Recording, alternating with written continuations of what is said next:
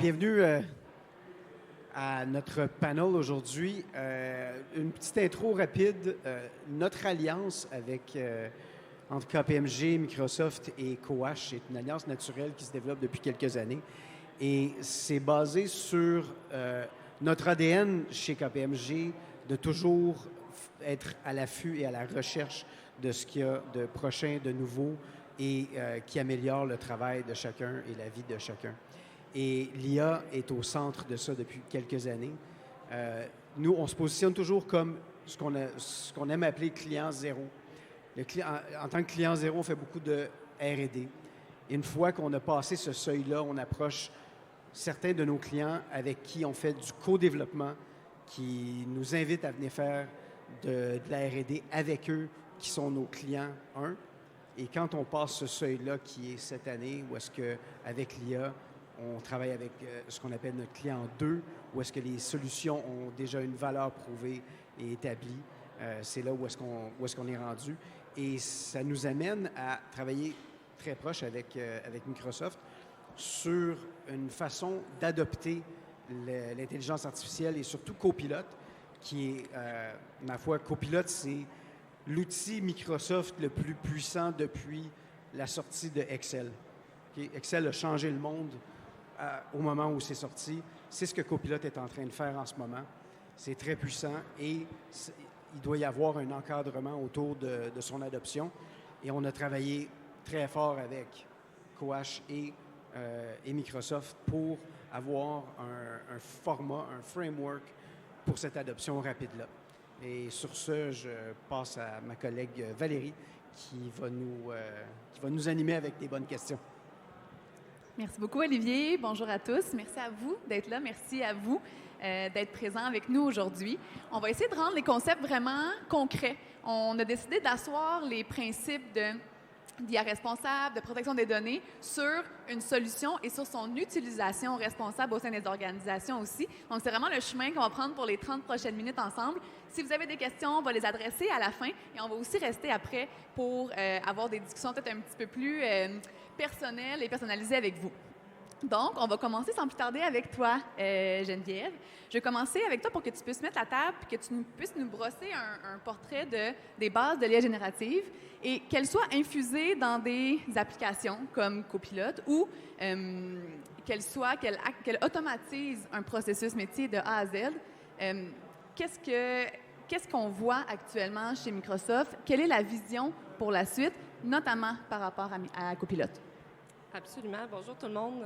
Bon matin. Donc, en fait, l'IA générative apporte en fait des avancées majeures au niveau de la collaboration. On propulse la collaboration à un tout autre niveau aujourd'hui.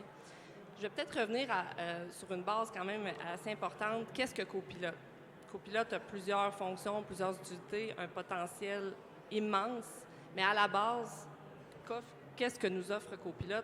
Donc, c'est vraiment un assistant virtuel dont chaque ressource d'une organisation, chaque personne peut utiliser finalement. Donc, peut utiliser dans des tâches quotidiennes, des tâches universelles, au sein de ses fonctions, améliorer des processus comme on a mentionné. Donc, par exemple, on pourrait l'utiliser pour rédiger un courriel, on pourrait l'utiliser pour analyser des données dans Excel. Donc, elle est infusée, c'est un assistant virtuel qui est infusé dans vos applications quotidiennes que vous utilisez dans un environnement M365 à l'occurrence. Donc, vous pouvez vous imaginer que l'art du possible est inimaginable. On peut avoir des gains de productivité assez importants. Des outils comme Copilot avec l'IA générative peuvent nous aider une organisation à libérer cette créativité, à propulser l'innovation à un tout autre niveau. Donc, c'est vraiment le potentiel de pousser la collaboration à un autre niveau, comme je mentionnais. Et la vision de Microsoft, c'est de pouvoir offrir cette technologie-là, rendre disponible et utile, surtout, cette technologie-là, à tout le monde et tout le monde au sein de l'organisation. Puis, évidemment, il y a une très grande disparité entre les organisations. Il y en a qui sont plus petites, il y a de très grandes organisations. Il y a certains profils qui bénéficient davantage de la solution. Copilot, ça mange du texte, hein, donc les affaires juridiques, les ressources humaines, le marketing. juste pour mettre un petit peu plus de concret autour de ça, peux-tu peut-être me donner un ou deux cas où il y a vraiment de la valeur ajoutée dans des fonctions peut-être un petit peu plus précises des organisations? Absolument. Puis pour répondre à cette question-là, je pense que je vais commencer avec l'arrivée de copilote l'année dernière et un petit peu là, les réflexes que plusieurs organisations avaient. Au départ, on était tous à la course du fameux cas d'utilisation, du fameux use case. Comment est-ce que je peux utiliser copilote dans mon organisation? Quel cas d'utilisation que je vais vraiment mettre d'avant-plan? Qu'est-ce que je peux faire avec ça? La réalité, c'est que quand on se met à se poser la question, on se perd dans la réponse parce qu'il y a non seulement un cas, 2 cas, 100 cas, il peut y en avoir des milliers pour une organisation. Quand on parle d'un assistant virtuel comme copilote qui vous assiste dans vos applications quotidiennes que vous utilisez, comme je mentionnais, on parle de tâches fonctionnelles, donc des tâches universelles. Rédaction, automatisation, création, résumé. Quand on part de ces 4 piliers-là, par la suite, ce que l'organisation va vouloir travailler aujourd'hui, donc où est-ce qu'on en est aujourd'hui dans cette réflexion-là de cas d'utilisation, c'est comment est-ce que je peux prendre mes tâches universelles, mes tâches fonctionnelles et de les attacher avec une métrique de mon organisation. Donc, comment est-ce que je peux m'attacher avec un programme, une priorité de mon organisation pour que ces tâches fonctionnelles-là, auxquelles il existe des centaines et des milliers de cas d'utilisation, puissent en découler d'un retour sur investissement, d'un gain potentiel pour mon organisation, comment est-ce que je peux innover davantage. Donc, faire en sorte que nos ressources au sein d'une organisation passent davantage de temps à innover et automatiser et voire même minimiser le temps que l'on passe sur des tâches quotidiennes qui sont très, très lourdes. Des cas, par exemple, je pense qu'une seconde portion de ta question était par rapport à quel cas d'utilisation on voit présentement dans les organisations. Si on reprend cette définition-là d'une métrique, donc de s'attacher à une métrique d'organisation, en ce moment, un cas très, très, très typique que l'on voit, comment est-ce qu'on pourrait optimiser le cycle d'approvisionnement, par exemple. Donc, une métrique qui, sous la thématique du cycle d'approvisionnement, on y retrouve un paquet de fonctions et de tâches universelles. Par exemple, la rédaction de gabarits d'RFP. Ensuite, comment est-ce que je vais faire ma gestion de fournisseurs? Donc, comment est-ce que je vais automatiser ou peut-être même rédiger mes conversations avec les fournisseurs? Comment est-ce que je vais communiquer au sein de mon organisation? Comment est-ce que je vais optimiser même le cycle de gestion budgétaire pour monter un dossier d'affaires sur un de mes projets? Donc ça, ce sont une multitude de cas d'utilisation, de scénarios d'utilisation qui font partie d'une métrique importante pour une organisation. On pourrait y aller en long et en large. Je pourrais vous parler de métriques pour chacune des lignes d'affaires. Un autre exemple, par exemple, serait le temps d'intégration et de onboarding d'un employé, donc de l'embauche jusqu'à son intégration à 100% au sein d'une organisation. Donc, il y a des optimisations majeures qui peuvent être faites dans des métriques comme celle-ci. Puis on les voit, les bénéfices, il y a beaucoup de traction dans le marché, beaucoup d'intérêt. Vous le voyez, là, copilote, c'est l'accélération de plusieurs tâches qui, mises ensemble, vont aller nous chercher un gain de temps puis un retour sur investissement intéressant. Donc, connaître toute la panoplie de cas qui sont et de fonctionnalités qui sont mises à votre disposition, c'est un défi en soi. Jean-François, un autre défi qu'on a, Copilote ne donne pas plus d'accès en soi. Copilote, par exemple, peut peut-être surexposer certains accès que les utilisateurs, les employés ont déjà, le sachant ou le sachant pas, au sein de l'organisation. Ça, c'est un risque. Un des risques, en fait, c'est vraiment de ne pas l'utiliser du tout puis de ne pas l'adopter. Comment on peut jongler entre pousser l'innovation puis gérer les risques? Puis qu'est-ce qu'on voit comme risques qui sont peut-être un petit peu plus clairs sur le marché?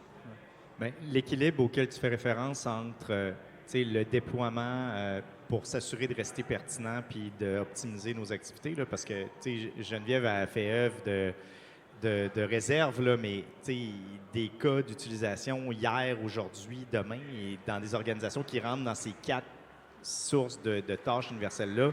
Moi, je viens du monde juridique, là, du monde qui analyse la documentation pour s'assurer, puis de faire une synthèse, puis un résumé pour être capable de faire un rapport exécutif, là, tous les jours, partout, à X dollars de l'heure. C'est significatif. Dans les organismes gouvernementaux, quand ils font des commissions parlementaires, il faut qu'ils analysent des mémoires. Imaginez-vous le temps de travail humain qu'il y a là-dedans qui peut être accéléré. Mais là, ultimement, ce qui est important de démystifier, c'est la fonctionnalité et son déploiement, donc les fonctionnalités copilotes à l'intérieur de la suite Office 365 qui s'appelle maintenant quelque chose de plus sexy qu'Office 365, là, mais vous savez de quoi je parle.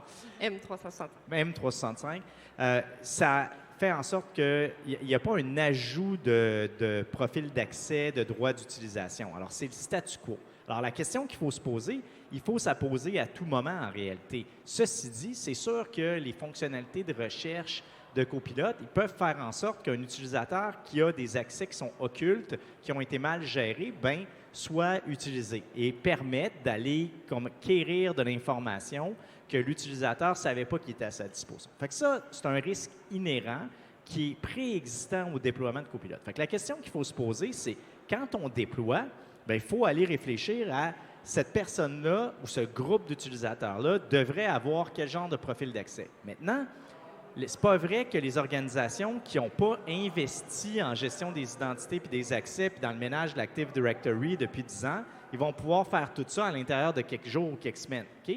Fait qu'il faut le réfléchir en choisissant qui et surtout, parce que c'est ça qu'on voit en réalité dans la plupart des organisations, on y va par étapes dans le déploiement. Alors, moi, je n'ai pas vu d'organisation, en tout cas pas d'organisation qui l'ont fait avec succès, où on dit, by the way, on a déployé, on a acheté des licences pour tous les utilisateurs dans le groupe. Mais je vais vous donner des exemples un peu qui vont peut-être apparaître évidents, mais qui permettent d'illustrer l'enjeu.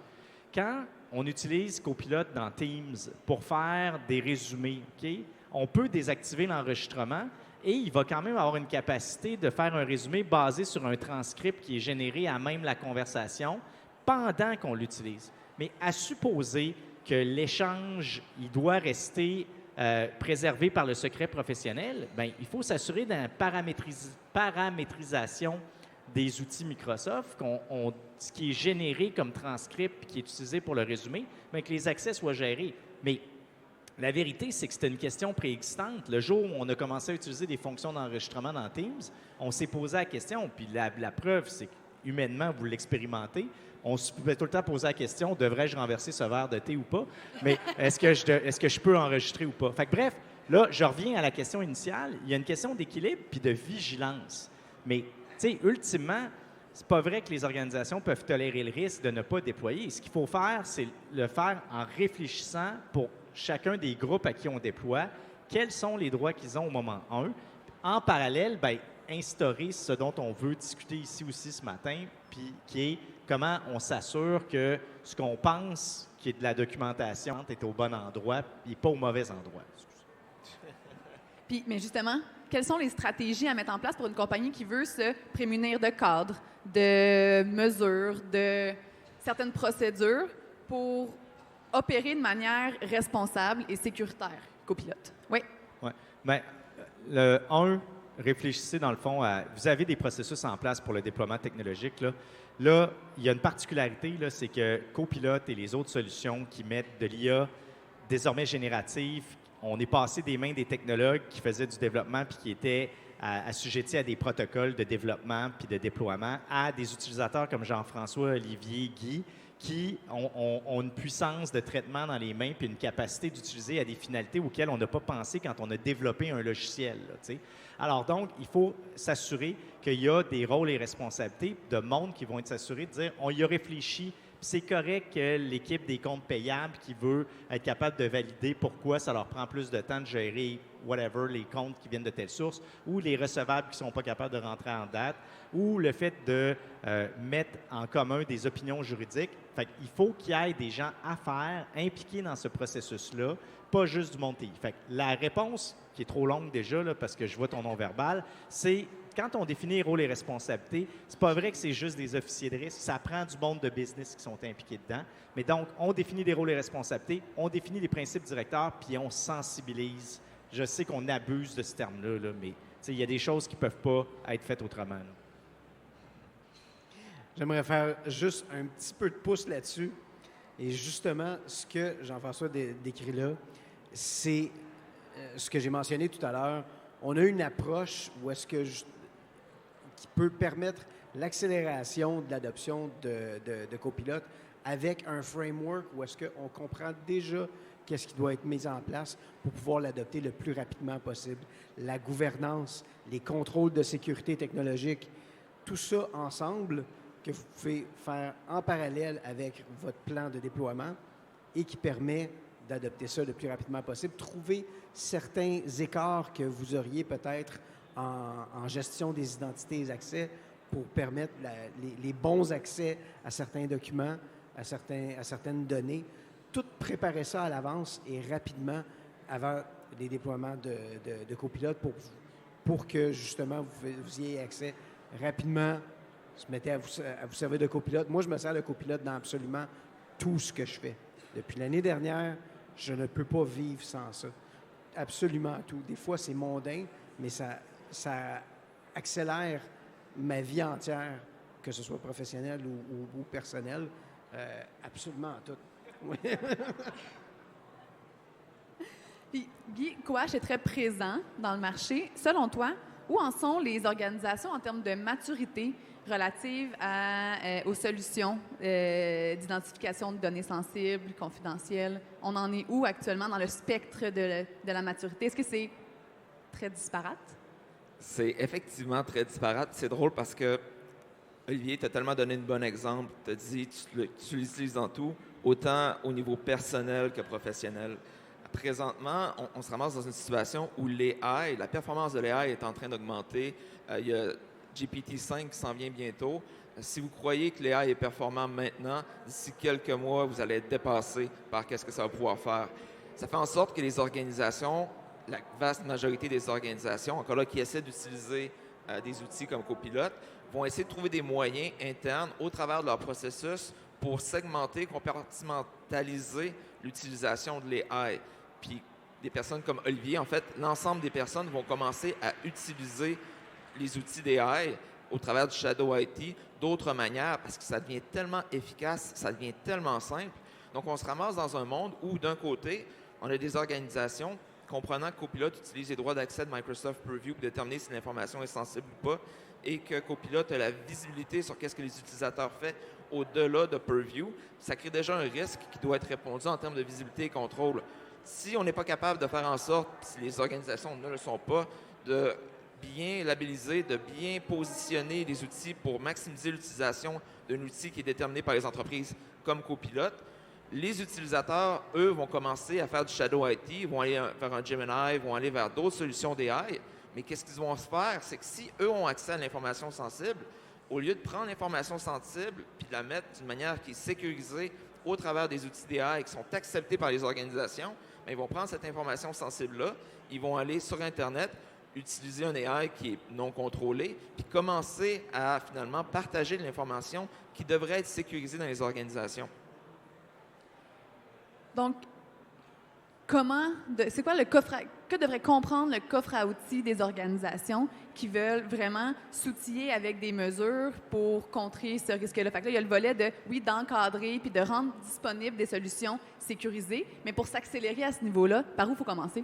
En fait, on travaille justement avec KPMG là-dessus et Microsoft. L'idée, c'est vraiment d'avoir une visibilité et un contrôle sur qu'est-ce que les employés font avec la donnée sensible, puis l'information qu'eux ont accès sur leur machine, dans leur environnement de partage. Donc, si vous êtes capable de déterminer, en fait, qu'est-ce que les utilisateurs ont sur accès à et faire un ménage, limiter les risques, ça va drastiquement, en fait, sécuriser l'utilisation des AI. Puis ensuite, si vous êtes capable de mettre en place les bons processus, le bon labeling, ça va faire en sorte, encore là, que l'utilisation va être faite d'une manière sécurisée.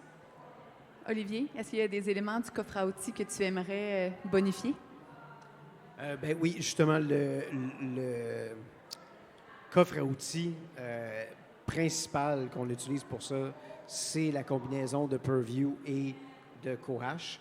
Ensemble, ces produits-là, Purview est un des outils les mieux intégrés parce que ça vient justement de la suite Microsoft qui donne une visibilité, mais un contrôle sur ce qu'on doit faire dans le cas où quelqu'un essaie d'accéder à des documents où est-ce qu'il devrait potentiellement pas avoir le droit ou de tenter d'exfiltrer de l'information qui devrait être contrôlée parce qu'elle est propriétaire. Et ce que Coach vient faire ensemble sont jusqu'à maintenant là, presque indissociables. Coach va aller chercher en profondeur les données qu'on cherche dans tout ce qui est données non structurées et capable d'identifier et de transférer de l'information qui sert à créer des étiquettes dans Purview pour mieux classifier l'information. Donc, après ça, une fois que tout est étiqueté, puis ça, c'est le nerf de la guerre. L'étiquetage, c'est ce qui ralentit ou qui arrête certains projets de protection de la donnée dans beaucoup d'industries. Maintenant, c'est rendu incontournable. Bien, l'outil de Coach vient nous aider justement à trouver les vraies données, à réduire les faux positifs et à transférer le processus de créer des étiquettes. Si je peux juste ajouter aussi, d'une perspective Microsoft, l'éthique, la confidentialité des données, c'est vraiment au cœur de nos priorités chez Microsoft pour garantir cette confiance-là, cette sécurité-là pour nos organisations. C'est une priorité fondamentale. Toutes les solutions, en fait, d'IA générative qui sont développées par Microsoft sont bâties, sont encadrées d'un cadre de 6 principes fondamentaux qui, en passant, je pense que ça a fait l'objet de 1 ou 2 sessions que j'ai entendues aujourd'hui. Tout est disponible là, directement sur le site de Microsoft, donc je vous invite à en prendre connaissance.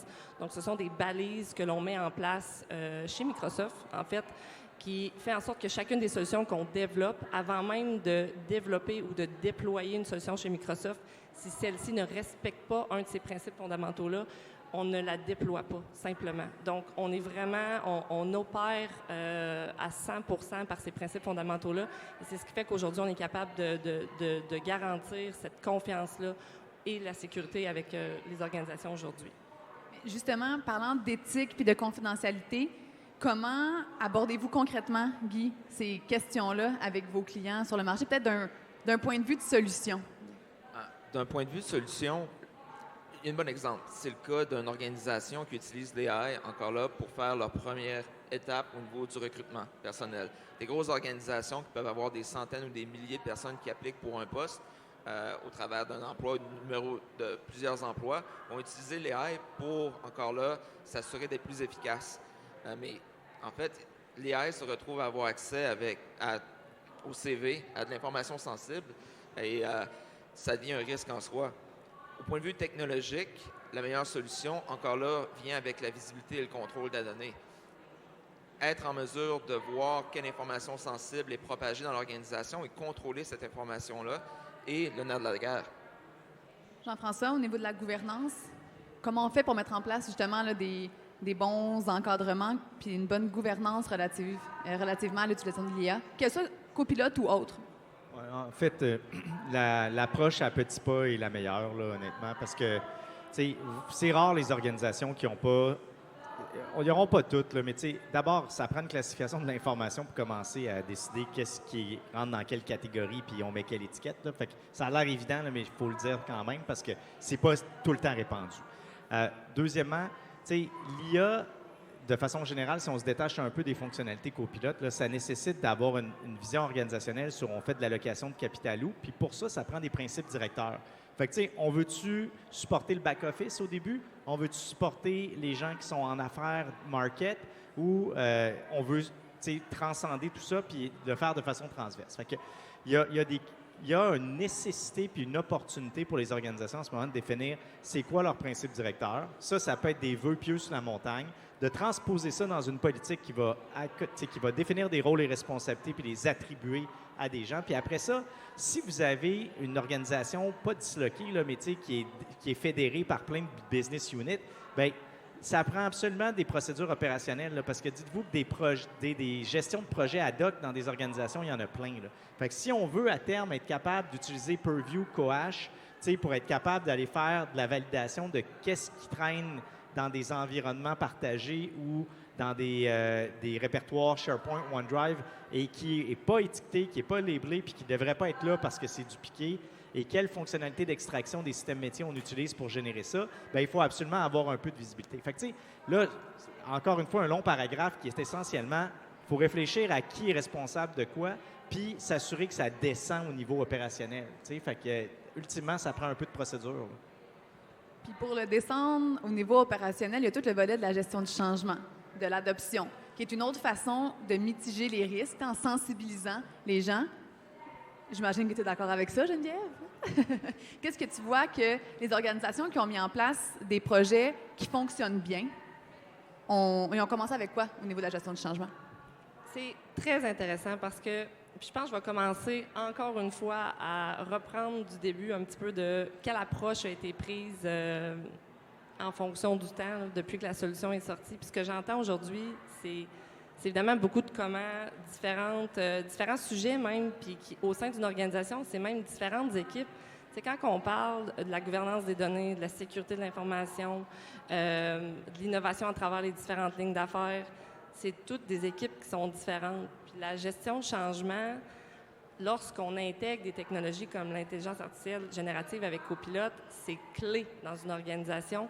C'est clé de pouvoir travailler en parallèle ces différents sujets-là, de pouvoir voir l'angle de la sécurité, de la confidentialité des données, en même temps que d'explorer, de piloter des solutions comme Copilote, c'est essentiel parce que ça apporte des bénéfices de part et d'autre. Donc, autant dans l'exploration de la solution pour voir quelles, on en a discuté tantôt, métriques peuvent être optimisées, par exemple, et aussi en voyant du côté de ma sécurité des données, de ma confidentialité, de mon information, quelle bonne pratique je peux mettre en place. Donc, ce parallélisme-là des activités qui, auparavant, pouvaient se faire en silo, la communication entre les départements est essentielle dans l'intégration de l'intelligence artificielle générative.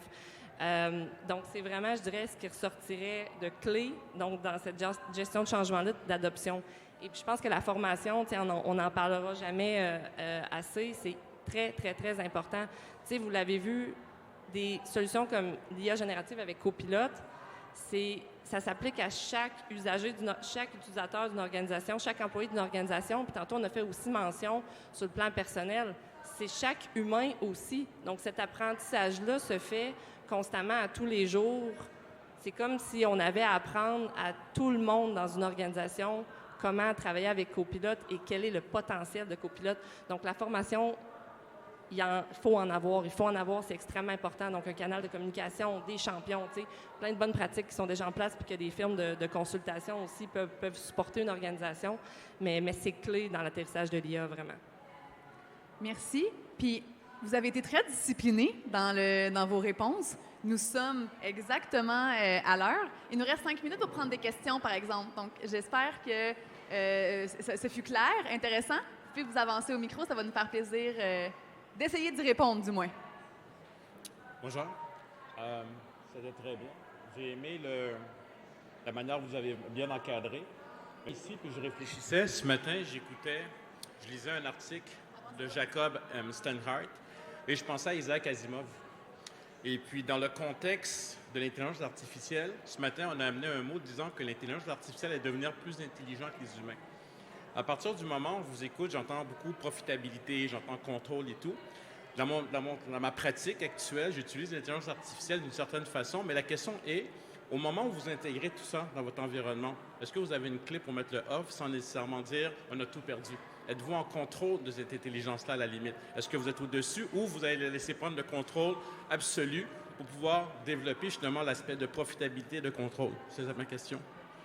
Bien, alors, je ne prétendrai pas avoir une réponse universelle parce que cette question-là, ultimement, chaque personne qui aujourd'hui travaille à développer des solutions technologiques puis des modèles est obligée de se la poser. Là. C'est quoi le trigger ultimement? Là, mais dans ce dont on discute ici, la paramétrisation de ce à quoi le modèle qui fait la recherche a accès, c'est entre les mains de l'organisation. Est-ce que chacune des organisations avec lesquelles on travaille aujourd'hui a un souci de s'assurer qu'il va y avoir un humain au début puis un humain à la fin? Là, j'utilise l'humain, mais en voulant dire une imputabilité à un responsable à faire au sein de l'organisation. Ma perspective, c'est oui. Maintenant, est-ce qu'on est à l'abri des dérives? C'est sûr que non. Et ultimement, ceci dit, j'ai rarement vu, moi, au niveau international, autant d'initiatives qui, ultimement, semblent, sans parler d'une seule voix, ont un tronc commun de principes fondationnels qui se rejoignent tous. Et qui mettent tous la nécessité d'assurer le respect des droits humains, Fait que ça peut paraître évident parce que toutes nos législations occidentales ont enchâssé ça là, dans leur culture, mais c'est pas si évident que ça, par contre, que des initiatives aussi diversifiées, incluant des initiatives totalement privées, là. T'sais, donc, ce que Microsoft a fait comme principe directeur, ce que Google a défini comme principe directeur et ce que d'autres grands joueurs font, en tout cas, à mon sens, c'est assez singulier. Fait que là, je sais pas si je suis à mi-chemin entre une réponse à un éditorial puis des vœux pieux, mais ma perspective, c'est que ça habite quand même les acteurs.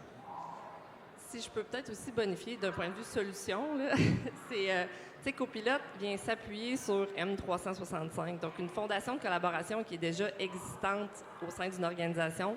Donc, en termes d'accès, tu sais, je pense qu'on a discuté de beaucoup dans le comment, mais tu sais, M365 Copilot, on ne repart pas à zéro, là. Donc, un usager qui se voit octroyer une licence demain matin a le même profil d'accès d'utilisation qu'il a à travers, je veux dire, son environnement M365. Donc, il y a un certain contrôle avec le portail administratif. Fait que d'un point de vue solution, il y a une multitude d'options qui est possible là, pour limiter et contrôler. Puis c'est de là aussi, je pense, depuis le début de la rencontre, le sujet de bonnes pratiques aussi à mettre en place entourant ça.